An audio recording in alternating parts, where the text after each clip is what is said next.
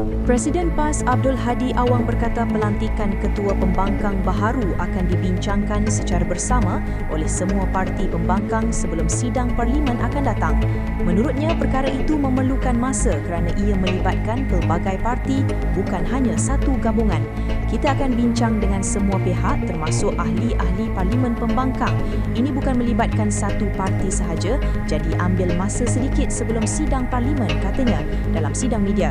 Selain itu, Hadi menyentuh isu ekonomi global termasuk kenaikan harga tenaga yang menurutnya memberi kesan kepada rakyat.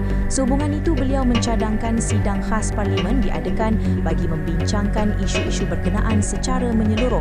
Kita semua dalam satu kapal. Isu ini bukan hanya melibatkan pembangkang tetapi seluruh rakyat. Jadi perlu dibincangkan di Parlimen tanpa kepentingan politik, katanya. Dia turut menegaskan bahawa perbezaan politik perlu diketepikan dalam menangani isu semasa. Kerajaan tidak boleh memikul semua tanggungjawab sendiri. Semua pihak perlu dilibatkan, tambahnya.